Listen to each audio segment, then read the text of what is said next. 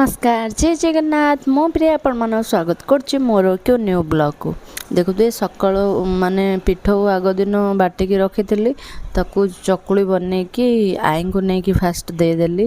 जेहेतु बड़ लोक को आग दवा कथा बोली देदेली तो तापरे मु एटा संध्यार वीडियोटा ही आथरे माने कंचा लंका आ पियाज पकईकि बनई मोपाई तापर प्रिंस आनी मोपाई आइसक्रीम बहुत दिन है कौच मोपाई आइसक्रीम आन दियो किंतु तांको टिके फास्ट देली तापर मु खाइली एटा गोटे वीडियो टी गोटे आसीबो आपण माने आमे माने कौन कथा होची आपण माने जानि परिबे। आशा करूची ये जो वॉइस रो वीडियोटा आपण मानको भल लागिबो आ कौन कह वीडियो को टिके व्यू दियंतु टिके भल पाया दियंतु आगर पड़े जिते कम भी गले भी टिके वीडियो को देखंतु भल से मुटिके माने गरम जेहेतु कमिला टिके वीडियो